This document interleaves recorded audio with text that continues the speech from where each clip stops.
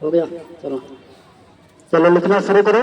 बिल्कुल स्टार्टिंग से बता रहा हूँ और जो लिखाऊंगा समझाऊंगा, ना समझ में आया तो 50 बार पूछना। कितनी बार पूछोगे? हाँ 100 बार पूछना। और लेकिन कल नहीं बता पाया ना सुनूंगा तब तो उसमें डंडा भी पड़ेगा, 100 डंडा भी पड़ेगा। कॉपी देना भैया। ठीक है चल लिखना शुरू करो। लेटर, लेटर मतलब अक्षर, अक्षर। डेफिनेशन डालो, परिभाषा। बैठ, दोनों बैठ पहले। इसमें से टेप टाप दूंगा। चल लिखना शुरू कर। परिभाषा हेडिंग डालो जल्दी, परिभाषा तीर बना के लिखो। लेटर की परिभाषा ये पूरा लिख दूं? अपने आप से लिख, जो मैं बोल रहा हूँ उसको लिख। गलती से रहेगा, बाकी घर जाके ठीक कर दूंगा। चल लिख, लिख लिया? लेटर की परिभाषा। हाँ परिभाषा लेटर लिखो जल्दी से, लेटर के आगे तीर बना के परिभाषा लिखो। अरे लेटर लिखो, हिंदी लेटर अक्षर लिखो, उसके नीचे परिभाषा बना के लिखो। लिख लिया? लिखो।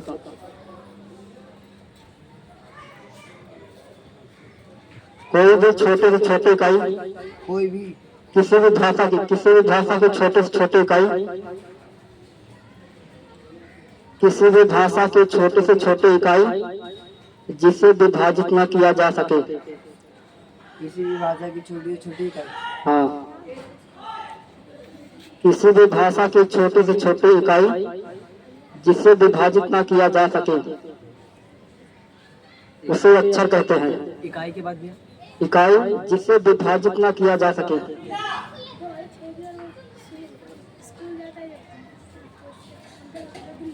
जिसे विभाजित न किया जा सके उसे अक्षर कहते हैं। अक्षर कहते हैं। हाँ लिख लिया? क्या लिखा बोलो? किसी भी भाषा की छोटी से छोटी इकाई जिसे विभाजित ना कर सके उसे अक्षर कहते हैं। हाँ ठीक है। जैसे एक कामा बी कामा सी। जैसे उसे नहीं लिख रहा। जैसे के बाद भैया एक कामा बी कामा सी। एक कामा बी कामा। अरे ए लिखोगे, कामा बी कामा सी। एक बी सी। ठीक है? ABCD। हाँ अब देखो समझो मैंने क्या बोला कि किसी भी भाषा की छोटे से छोटी इकाई जिसे विभाजित, विभाजित का मतलब काट देना, काट मतलब हाँ काट देना। बांटना, टुकड़ा करना, जिसे विभाजित ना किया जा सके। जैसे ए होता है, एक शब्द ए, एक अक्षर ए को टुकड़ा कर सकते हैं, बी को नहीं कर सकते, सी को नहीं करते, तो वही ये अक्षर हो गया। ठीक है? अब लिखो आगे वर्ड। वर्ड, वर्ड की परिभाषा।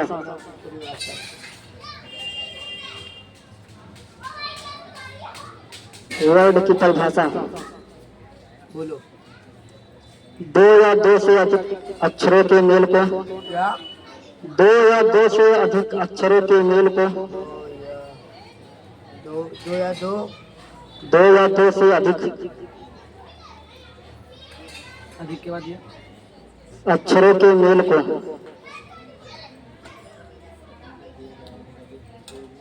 मेल को शब्द कहते हैं। शब्द शब्द कहते हैं। जैसे अभी आगे और बोलूंगा, जैसे पहुंच गया अभी। जैसे लिखना नहीं पागल। और दो या दो से अधिक अक्षरों के मेल को शब्द कहते हैं जिसका एक अर्थ भी निकले, जिसका एक अर्थ भी निकले।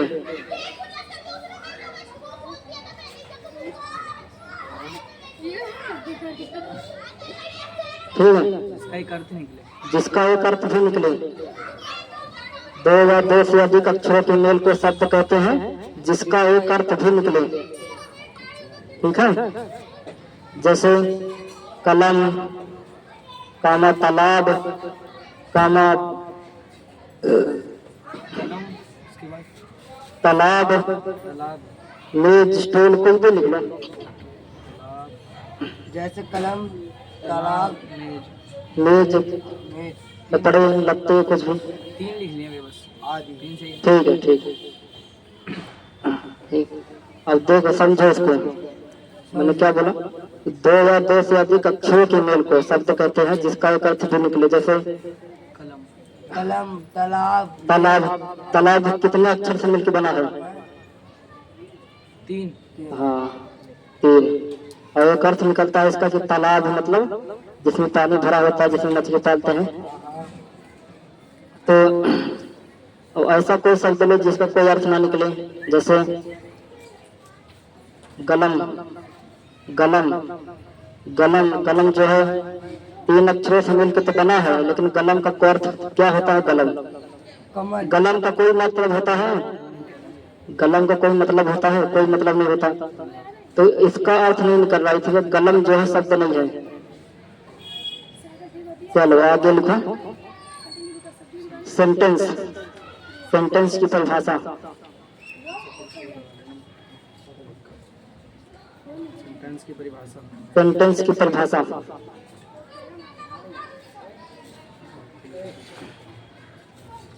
लिख लिया? दो या दो से अधिक शब्दों के मेल को, दो या दो से अधिक शब्दों के मेल को वाक्य कहते हैं। दो या दो से अधिक शब्दों के मेल को वाक्य कहते हैं जिसका संपूर्ण अर्थ निकले। मेल को वाक्य कहते हैं। वाक्य।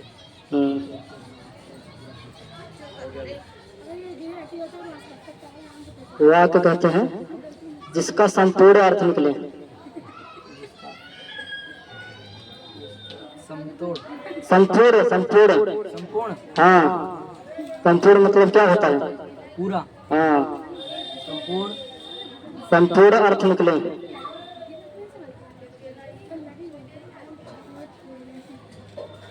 बोलो। जैसे कमल तालाब में खिलता है।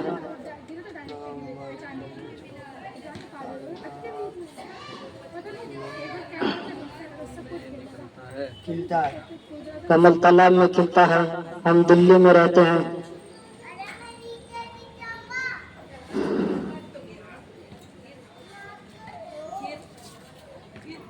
लिख लिया?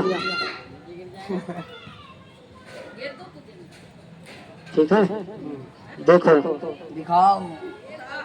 दो या दो से अधिक शब्दों के मेल को वाक्य कहते हैं जिसका संपूर्ण, ये जो कमल तालाब में खिलता है इसमें कितने शब्द हैं? 5।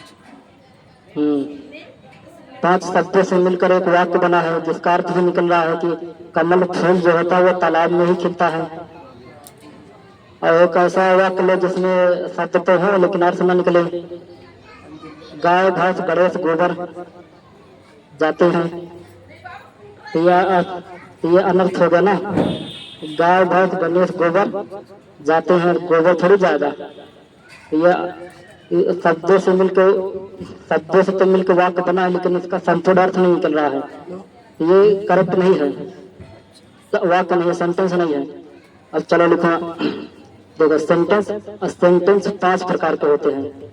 Assertive sentence, interrogative sentence, objective sentence, imperative sentence, exclamatory sentence. ठीक है?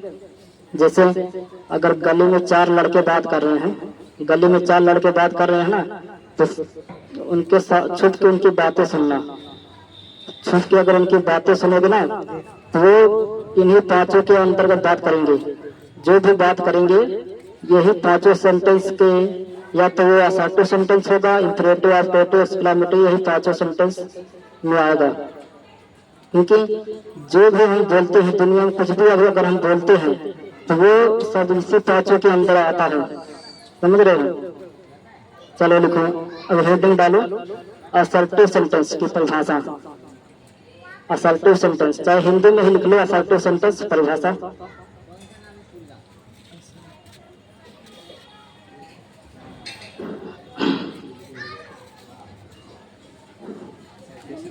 असर्टिव सेंटेंस परिभाषा लिखो। परिभाषा, जिस वाक्य में काम का होना या ना होना पाया जाए, जिस वाक्य में काम का होना या ना होना पाया जाए उसे असर्टिव सेंटेंस कहते हैं। या ना होना, जिस वाक्य में काम का होना या ना होना पाया जाए। काल या काम? काम काम वर्क। हाँ पाया ऐसे जाए। जो समझ में ना ऐसे पूछते जाना। पाया जाए। चिल्ला क्यों रहा है? डंडा उठाऊंगा तो तोड़ दूंगा। जिस वाक्य में काम का होना पाया जाए। पाया जाए। हाँ पाया जाए उसे असर्टिव सेंटेंस कहते हैं। उसे असर्टिव सेंटेंस कहते हैं। जैसे वह स्कूल जाता है, कामा वह स्कूल नहीं जाता है।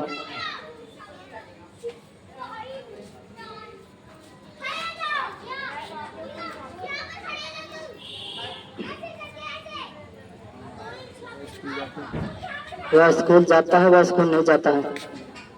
देखते जाना रिकॉर्ड हो रहा है कि नहीं? हो रहा है। हाँ नहीं पता चले मैं इधर बोलता जाऊँ उधर रिकॉर्ड ना हो। चल ठीक है लिख लिया ना। असर्टिव सेंटेंस जिस वाक्य में काम का होना या ना होना पाया जाए उसे असर्टिव सेंटेंस कहते हैं। वह स्कूल जाता है, वह स्कूल नहीं जाता है। लिख लिया? अब लिखो। असर्टिव सेंटेंस दो प्रकार के होते हैं। ये असर्टिव सेंटेंस दो प्रकार के होते हैं। पहला अफर्मेटिव सेंटेंस, दूसरा नेगेटिव सेंटेंस। ये तो लिख ही रखे हो सारा। तो लिखो अफर्मेटिव की परिभाषा लिखो। हिंदी में चाहे लिख लो, हिंदी में ही लिख के अफर्मेटिव आगे परिभाषा तीर बना के लिखो। अफर्मेटिव सेंटेंस परिभाषा। अफर्मेटिव सेंटेंस परिभाषा जिस वाक्य में सिर्फ काम का होना पाया जाए। जिस वाक्य में सिर्फ काम का होना पाया जाए उसे अफर्मेटिव सेंटेंस कहते हैं। उसे अफर्मेटिव सेंटेंस कहते हैं। जिस वाक्य में काम का होना पाया जाए। जिस वाक्य में काम का होना पाया जाए।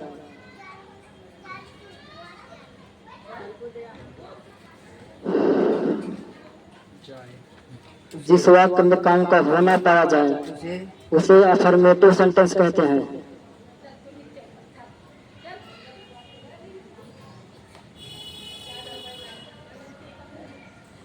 ठीक है उसे अफर्मेटिव सेंटेंस कहते हैं। जैसे वह स्कूल जाता है, एक लिख लो वह स्कूल जाता है और बाकी समझ लो।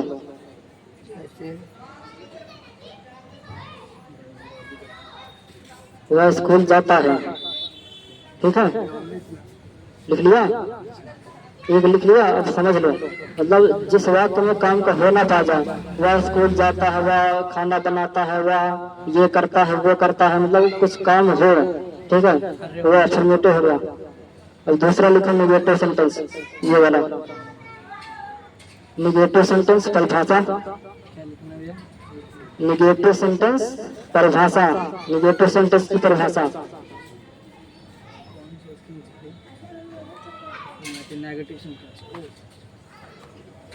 बोलो परिभाषा। नेगेटिव सेंटेंस परिभाषा लिखो। जिस वाक्य में काम करना होना पाया जाए। जिस वाक्य में काम करना होना पाया जाए। होना। जिस वाक्य में काम करना होना पाया जाए। होना ना होना। ऊपर ही आ गया होना तो दूंगा कि जिस वाक्य में काम करना होना पाया जाए उसे नेगेटिव सेंटेंस कहते हैं। हाँ लिख लो। जिस वाक्य में काम करना होना पाया जाए उसे नेगेटिव सेंटेंस कहते हैं।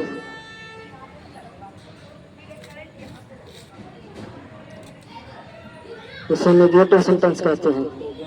ठीक जैसे वह स्कूल नहीं जाता है, एक लिख लो वह स्कूल नहीं जाता है और बाकी समझा देता हूँ।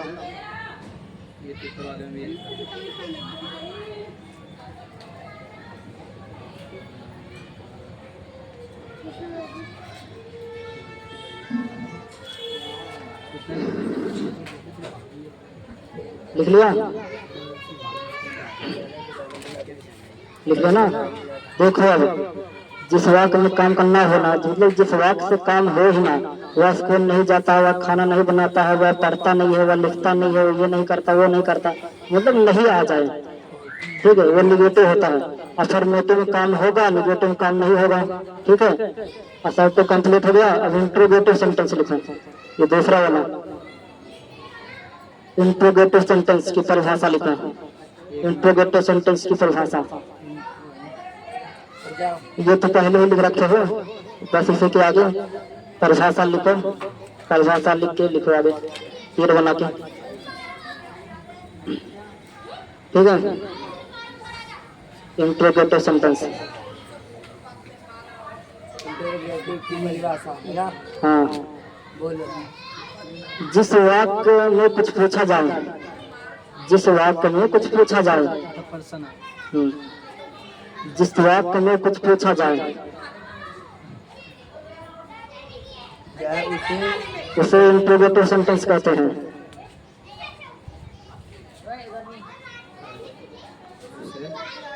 इसे इंट्रोगेटिव सेंटेंस कहते हैं।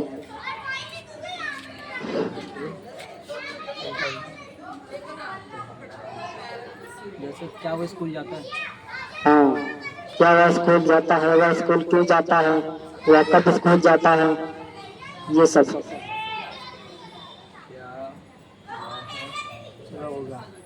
लिख लिया। एक या दो लिख लो बस। अब लिखो, सिंगल इंट्रोगेटिव तीन प्रकार के होते हैं, सॉरी, इंट्रोगेटिव तीन प्रकार के होते हैं। एक सिंगल इंट्रोगेटिव, दूसरा डबल इंट्रोगेटिव, तीसरा इंट्रोगेटिव निगेटिव। लिखो, पहले तो ये लिखो कि इंट्रोगेटिव तीन प्रकार के होते हैं।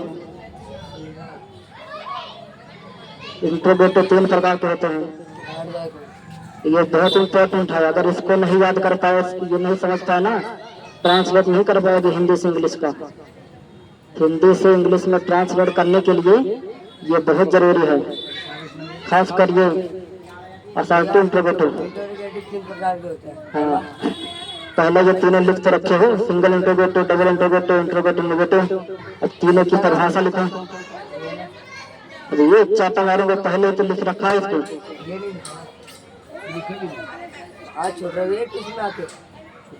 हाथ सही छोड़ रहा है। आप मार सकते हो, कैसे मार सकता है? आप टीचर हो। पहले क्या, सिंगल इंट्रोगेटिव, हाँ, सिंगल इंट्रोगेटिव पहले लिखो, सिंगल इंट्रोगेटिव की परिभाषा। सिंगल इंट्रोगेटिव की परिभाषा, डबल लिख लिया। लिखो, सिंगल इंट्रोगेटिव की परिभाषा।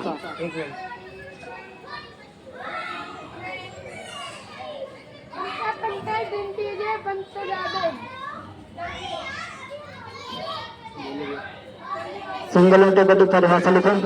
बोलो। जिस प्रश्न का उत्तर, जिस प्रश्न का उत्तर, जिस प्रश्न का उत्तर केवल हाँ या ना में देना पड़े, जिस प्रश्न का उत्तर केवल हाँ या ना में देना पड़े, हाँ या ना में देना पड़े, जिस प्रश्न का उत्तर केवल हाँ या ना में देना पड़े, उसे सिंगल इंट्रोगेटिव सेंटेंस कहते हैं।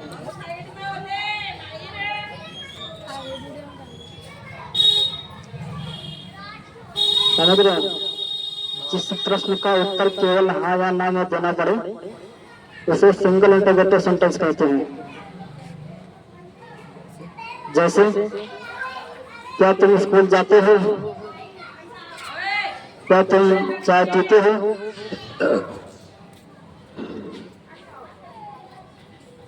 ठीक है, लिख लिया।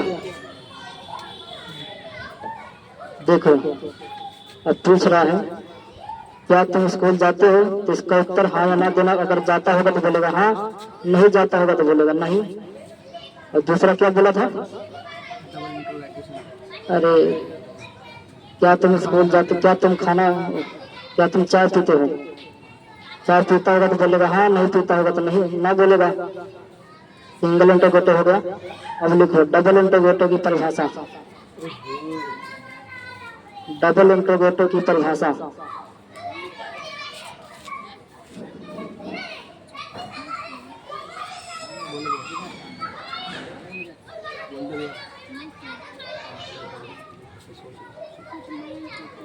डबल इंटरोगेटिव की परिभाषा डालिए। जिस प्रश्न का उत्तर हाँ या ना में ना देके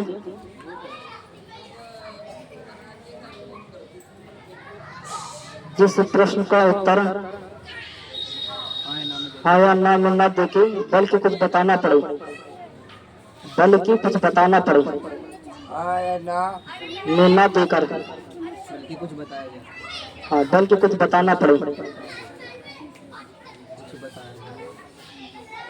जिस प्रश्न का उत्तर हाँ या ना में ना देके बल्कि कुछ बताना पड़े तो उसे डबल इंटरोगेटिव सेंटेंस कहते हैं।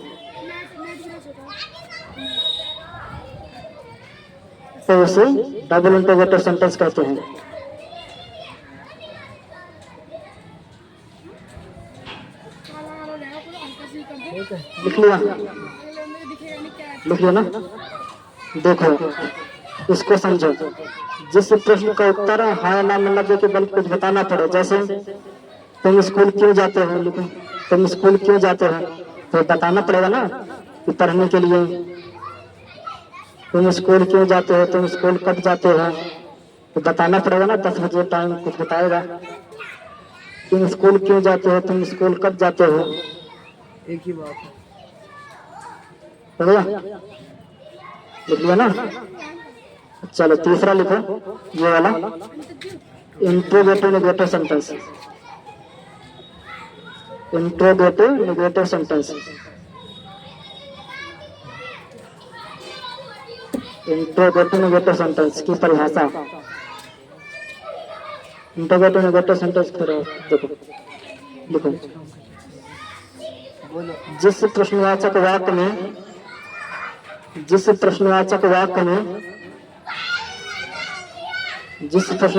में प्रश्नवाचक शब्द और नकार नेगेटिव वाक्य में प्रश्नवाचक शब्द क्वेश्चन वर्ड प्रश्नवाचक शब्द और नकार नेगेटिव नकार दोनों पाया जाए, दोनों हो,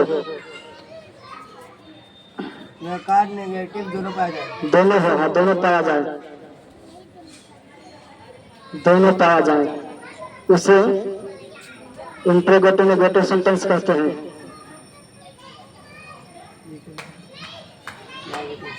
उसे इंट्रोगेटिव नेगेटिव सेंटेंस कहते हैं।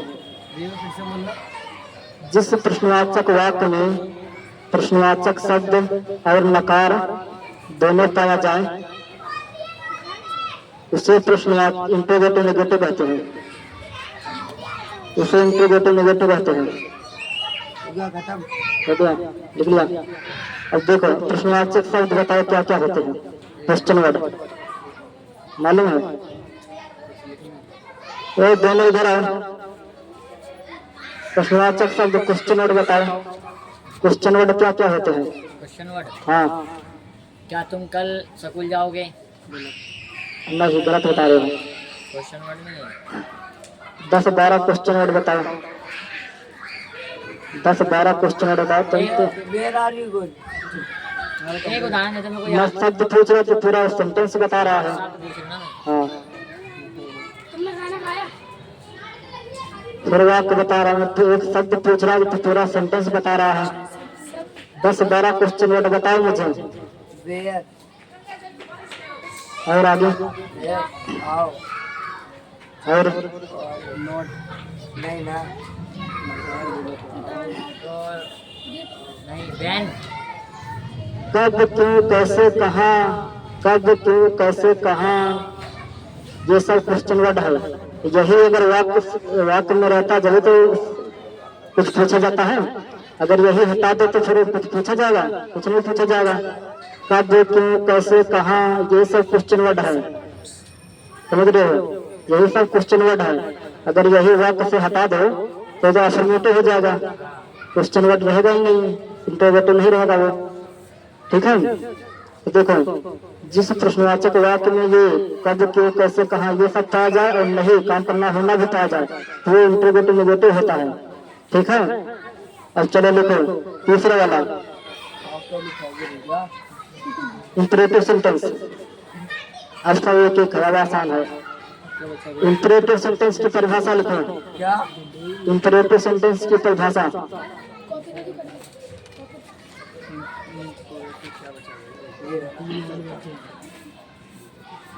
इंपरेटिव सेंटेंस की परिभाषा कैसे क्या कर लिखो। इंपरेटिव सेंटेंस की परिभाषा परिभाषा लिखो। बोलो। इसमें आज्ञा बिनते सलाह सुझाव। क्या? इसमें आज्ञा बिनते सलाह सुझाव। इसमें आज्ञा।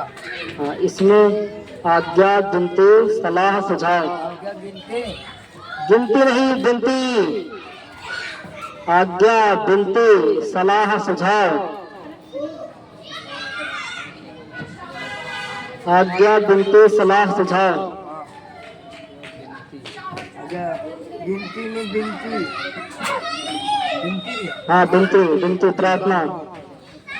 आज्ञा बिनते सलाह सुझाव और की जानकारी हो। क्या? जिसमें आज्ञा बिनते सलाह सुझाव हो ओ उसे इंपरेटिव सेंटेंस कहते हैं। जिस वाक्य में आज्ञा बिनते सलाह सुझाव हो उसे इंपरेटिव सेंटेंस कहते हैं। हो गया खत्म। जैसे लिखो, जैसे उठ जाओ बैठ जाओ। उठ जाओ बैठ जाओ क्या है? उठ जाओ बैठ जाओ क्या है? ये पर वो है आज्ञावाचक क्रिया। आज्ञा दे रहा ना, आज्ञा आदेश दे रहा है आज्ञा की उठ जाओ बैठ जाओ। उठ जाओ बैठ जाओ आज्ञा है। बिनती ये हो गया कृपया मुझे गिलास पानी दे दो। प्रार्थना कर रहा है ना, विनती कर रहा है कि कृपया मुझे गिलास पानी दे दो। आज्ञा बिनती। सलाह, सलाह क्या होता है? सलाह वाला कोई वाक्य बताओ।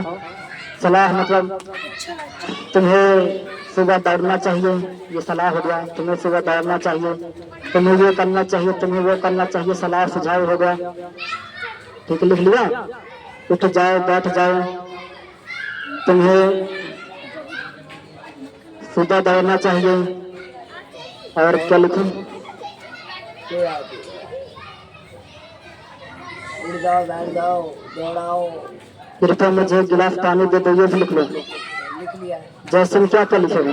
जैसे में उड़ जाओ बैठ जाओ और कृपया तुम मुझे गिलास पानी दो। और कुछ नहीं। तुम्हें सुबह दौड़ना चाहिए, ये भी लिखो। सुबह सुबह दौड़ने चाहिए। हाँ ये सलाह है ना।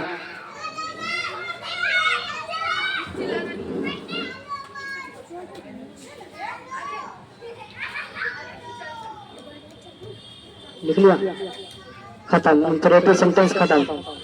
अब लिखो चौथा। ओ यार, कल लिखवा दो। पहले तीसरा लिखाना चाहिए तो पहले चौथा लिखा दिया। दो और बचा है, 5-5 मिनट लगेगा दोनों में बस। लिखो ऑप्टेटिव सेंटेंस। ऑप्टेटिव सेंटेंस लिख रखे हैं ना, ऑप्टेटिव सेंटेंस, उसकी परिभाषा लिखो। ऑप्टेटिव सेंटेंस परिभाषा।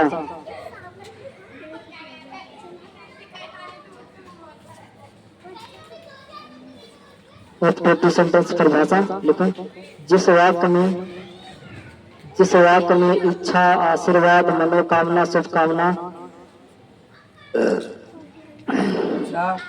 इच्छा आशीर्वाद मनोकामना शुभकामना, आशीर्वाद मनोकामना शुभकामना,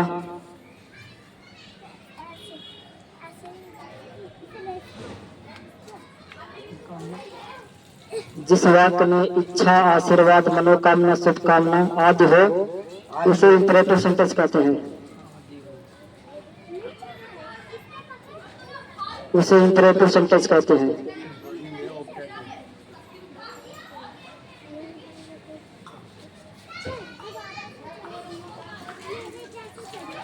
हो गया?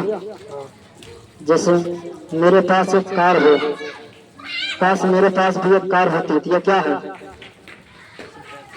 मेरे पास भी एक कार होती, काश मेरे हाँ इच्छा करना। हाँ इच्छा है ना मेरे काश मेरे पास भी एक कार होती, उसकी इच्छा हो रही है कि मेरे पास भी एक कार होती, इच्छा हो रहा। जैसे में लिखो मेरे, जैसे में लिख लो काश मेरे पास भी एक कार होती, लिख लिया। लिख लिया।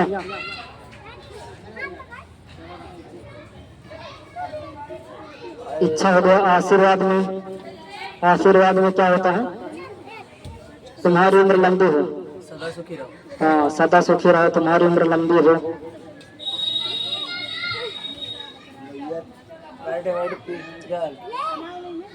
तुम्हारी उम्र लंबी हो। इच्छा, आशीर्वाद, मनोकामना, शुभकामना में आपकी यात्रा मंगलमय हो, शुभकामना दे रहे ना, आपकी यात्रा मंगलमय हो।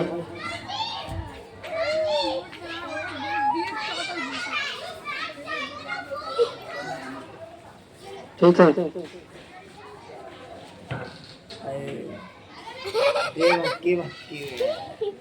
आपकी यात्रा मंगलमय हो, लिख लिया ना। अब लास्ट वाला बचा है तो वही लिख लो, खत्म।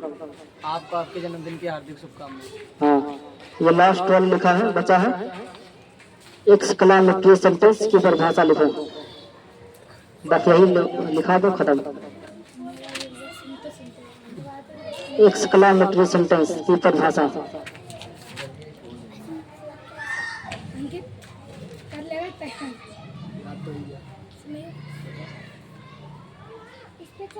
अभी रघु अभी बताता हूँ कि कल मैं कैसे सुनूंगा, कल मैं सुनूंगा कैसे। ऐसे मैं ऐसे सुनूंगा कि वह कब स्कूल जाता है, ये कौन सा सेंटेंस है, वह कब स्कूल जाता है, ये कौन सा सेंटेंस है, असर्टिव है, इंट्रोगेटिव है, ऑब्जेक्टिव, इंटरोगेटिव, पांचों में से कौन सा है। वह स्कूल जाता है, तुम्हें बताना है कौन सा सेंटेंस है। वह कब खाना खाता है, तुम्हें बताना ये कौन सा सेंटेंस है। ऐसे पूछूंगा, लिख लिया। एक्सक्लेमेटरी सेंटेंस परिभाषा लिखो, परिभाषा। इसमें आश्चर्य, घृणा, दुख, सुख, या जिस वाक्य में आश्चर्य, घृणा, दुख, सुख, जिस वाक्य में आश्चर्य, घृणा, दुख, सुख, आश्चर्य, आश्चर्य, घृणा, दुख, सुख, जिस वाक्य में आश्चर्य, घृणा, दुख, सुख आदि हो, आदि हो, उसे एक्सक्लेमेटरी सेंटेंस कहते हैं। ठीक है। जिस वाक्य में आश्चर्य, घृणा, दुख, सुख आदि हो उसे एक्सक्लेमेटरी सेंटेंस, आश्चर्य सूचक वाक्य कहते हैं। एग्जाम्पल लिख लो, जैसे आश्चर्य, जैसे कितना बड़ा घर है, जब कोई गांव से शहर आता है, हाँ कितना बड़ा घर है, ये आश्चर्य हो गया ना। जब कोई गांव से शहर में आता है पहली बार, बिल्डिंग देखता है बड़े बड़े, तो उससे आश्चर्य होता है ना, ऐसे आश्चर्य होता है कि कितना बड़ा घर है। आश्चर्य। घृणा में छी छी तुम कितने गंदे हो, छी छी तुम कितने गंदे हो, जो घृणा है, घृणा कर रहा है। आश्चर्य, घृणा। दुख, सुख में दुख है कि मेरे पिताजी खत्म हो गए। अरे मैं बता रहा हूँ, एग्जाम्पल लिखा रहा हूँ। क्या बोले थे आपने? दुख है कि मेरे पिताजी खत्म हो गए। ठीक है।